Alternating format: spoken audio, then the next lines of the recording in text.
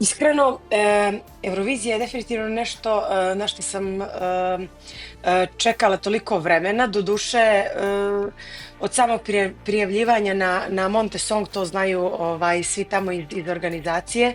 A i drago mi, ja sam kroz mnoge intervjue negdje, iako naravno mi je želja bila da se opet pojavim na Euroviziji, nekako sam ovo učešće dočekala prilično mirna, nezanešena, ne u hajpu nekom. Definitivno je iskustvo samo po sebi itekako dragocjeno. Uopšte se, ali uopšte se ne sjećam Eurovizije sa gorčinom. Ja sam samo srećna što je jedan stvarno izuzetno intenzivan, mislim i u pozitivnom i u negativnom smislu, ali kad kažem negativan, stvarno je bilo previše obaveza. Nekako sve se tako dešavalo da sam uvijek hodala, uvijek te negdje doćeraju do ivice sa svim obavezama, sa svim što ti treba da radiš u odnosu na Euroviziju. Pri tom, naravno, ta 3 minuta su, da kažem, finiš pokazivanja i dokazivanja i predstavljanja moje zemlje na Euroviziji. Sve to oko ta 3 minuta je bilo jako lijepo s jedne strane, s druge strane vrlo iscrpljujuće i ja sam, vjerovali ili ne, bez imalo neke lažne skromnosti, čak uprkos tome što se desi onaj, kako se ono kaže, voice crack, pa ja mislim da su svi drugi tragičnije doživjeli taj voice crack nego ja. Ja sam čak, i kad se to desilo, dakle bila sam apsolutno svjesna svega, kad sam završila sa svojim nastupom, ja sam tako odahnula i definitivno sve posle toga je bilo pjesma. Kad sam se vratila u Crnu Goru, naravno ono o čemu sam najviše sanjala za svo ovo vrijeme je da prvom prilikom odem na selo, što sam odradila. Tako da osjećam se super. Mislim, puna sam utisaka, utisci se i dalje slažu, ali prilično sam odmorila i naravno vratila sam se svojim obavezama kojim bih se svakako vratila pa da sam osvojila i drugo mjesto.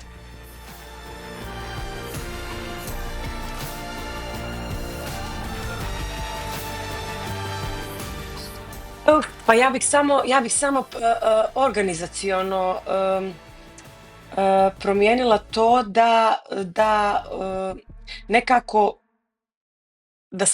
da smo brže i efikasnije ušli u pripreme, jer ono što je malo bilo nekako nezahvalno i čudno, to jeste da smo mi prvi koji smo izabrali predstavnika na Euroviziji, a prosto nekako su se do posljednjeg momenta neke stvari rješavale i dešavale. Tako da eto, promijenila bih to. Malo bih priforcala neke stvari, eto čisto da bi sve do samog nastupa bilo mnogo razabranije.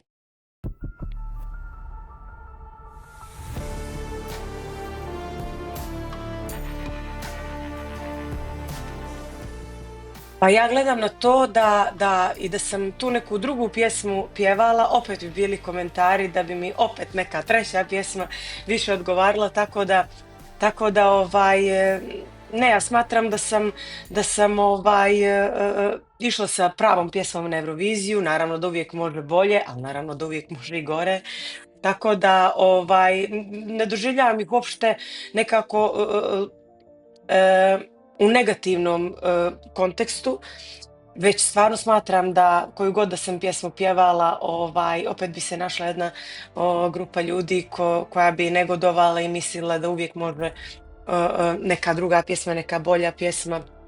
Tako da, eto, to je to.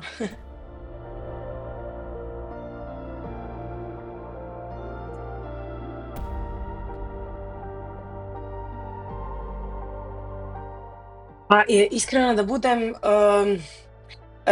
i ne pratim u posljednje vrijeme mnogo Euroviziju, pa samim tim i nisam nekako upućena u promjenu načina glasanja. Mislim da ti to bolje znaš, a meni definitivno nikad neće biti jasno to glasanje. E, jeste bilo čudno što sam, da kažem, samo od Srbije dobila 12 poena, ali na kraju i nije. Mislim, ja opet bih isto prošla i da sam imala neke bodove od drugih zemalja. Zatim i to što se desilo sa glasom, apsolutno ne smatram da je to nešto što me ostavilo bez bodova kad su u pitanju druge zemlje. Ne znam, jednostavno meni apsolutno nije jasan taj način glasanja. Negdje prije samog nastupa sam pročitala jedan komentar na YouTubeu koji mi je onako bio prilično realan, jer iskreno da budem, ja nekako nisam vjerovala da ćemo proći u finale. Mislim, željela sam, u stvari, ja sam najviše radi drugih željela da se prođe, ljudi koji su radili na projektu i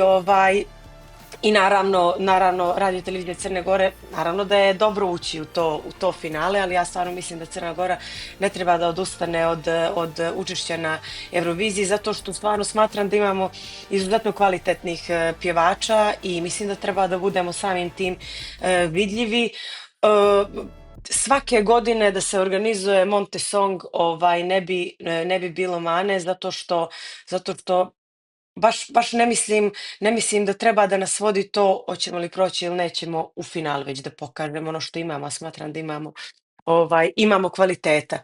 E sad, opet da se vratim na to glasanje, da, bio je jedan komentar na YouTubeu kao nešto najtužnije od svega je to što onda kad sam bila sa Husi Klapom, je postojao i žiri od kog po kom mi nismo prošli, a po televotingu smo čak bili 4.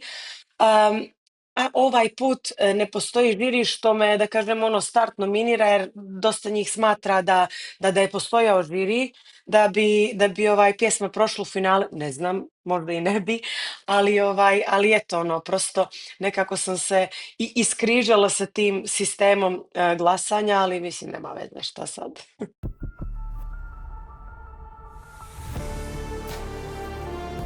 Da.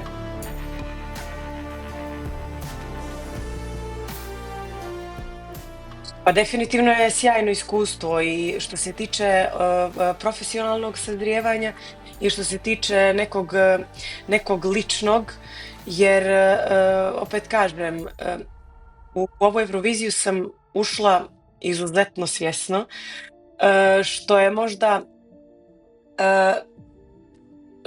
i doprinijelo da nekako i ono dobro i ono loše osjetim 100%. E sad, što se tiče lično mene i prije samog odlaska na Euroviziju, ja sam opet kažem, nije uopšte nikakva lažna skromnost, jer nekako moje ambicije da se moj glas čuje šire, čak i van granica Balkana, su potpuno, mislim nisu potpuno, ali su splasnule, tako da ovo što imam u Crnoj Gori, to je nešto što me i bez Eurovizije čini srećnom i radim ono što volim i stvarno što se tiče angažmana, tu mi godinama unazad ništa ne fali. Jeste i u profesionalnom smislu nadogradnja i opet kažem, treba poći, naročito ko godinama unazad nekako u profesionalnom smislu radi na sebi i ako ništa drugo zadovoljila sam onu malu Ninu koja je svojevremeno maštala o nekoj svjetskoj slavi, pa sam se onda pojavila na tom tirkiznom tepihu i nekako mi je to mi je bila savršena zamjena za taj Hollywood u kom sam sanjala. Ali generalno i prije samog nastupa na Euroviziji sam nekako govorila da niti Evropa plače za mnom, niti ja plačem za Evropom. U svakom slučaju divno je, znači to kad pročitam neke komentare da sam e, nekom uljepšala život sa pjesmom. To su meni recimo najljepše iskreno nagrade. Kad uspiješ da makar na 10 dana nekom uljepšaš život sa pjesmom.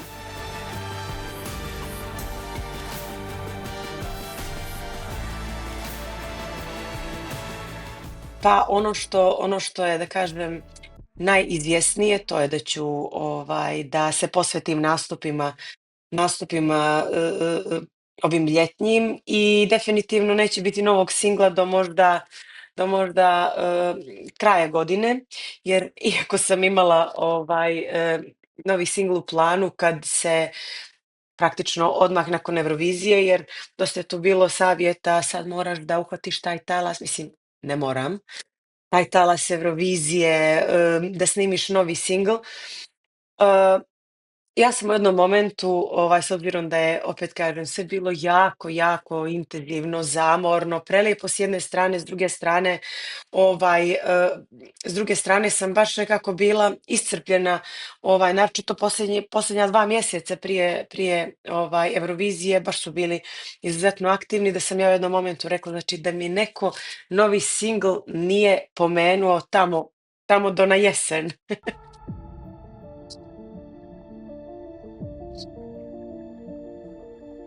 Iskreno da budem, ne bih se više bavila Eurovizijom. Čak kad sam bila na Montesongu i kad se sve završilo, kad su Neo Noen osvojili prvo mjesto, ja bez trunke ogorčenosti sam rekla, znači, što se tiče e, moje želje za Eurovizijom, tu se ona završila. Znači to sad kad sam stvarno sam je iskusila u fulu i mislim stvarno da treba dati priliku drugim izvođačima, tako da sebe jedino u revijalnom dijelu mogu vidjeti na Montesongu, a što se tiče drugih nekih festivala, zašto da ne? Ali što se tiče festivala koji se bavi Eurovizijom i biranjem predstavnika na sljedećoj Euroviziji, no, no.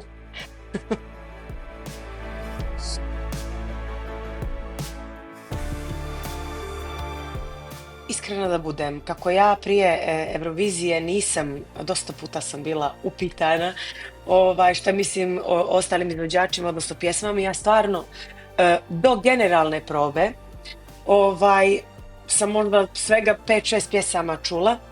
Međutim, na generalnoj probi kad pošto sam ja eto, završila odmah pri početku i sjela sam, imala sam tu privilegiju da odslušam ostale izvođače i ja sam se oduševila koliko je tu bilo kao prvo sjajnih pjevača, kao drugo jako, jako dobrih pjesama i tu je bilo, čini mi se, svako malo, kakva pjesma, kako pjevaju, mislim, Mene oduševljava me ta strast mladosti i te, rekla bih, zdrave ambicije tih izvođača koji su prosjek je tamo 25 godina bio i onda nije ni čudo što su stvarno svi nekako išli na maksimum svojih potencijala. E sad, ja i kad sam čula JJ-a, ja sam se apsolutno oduševila jer stvarno nisam ranije slušala njegovu pjesmu. Dankinja mi je genijalna, naravno Klaudija, ne znam, ona mi je, e, dobro sad kad sam čula JJ-a, on jeste apsolutno zasluženo pobijedio. Svidjela mi se francuska predstavnica. E, Tako da ne znam, ja sam se nekako od samog starta vezala za Klavdinu pjesmu, tako da eto i da je ona pobijedila ne bi uopšte bilo mane. E sad što se tiče dueta, pa ne znam, možda sa Dankinjom. Nisam o tome razmišljala, sad si me uhvatio, ali ima ih definitivno, ima ih sa kojima bih definitivno mogla da zamislim duet. Savjetovala bih da naročito 3, 4 dana pred sami njihov nastup, znači karantin. Karantin, e to.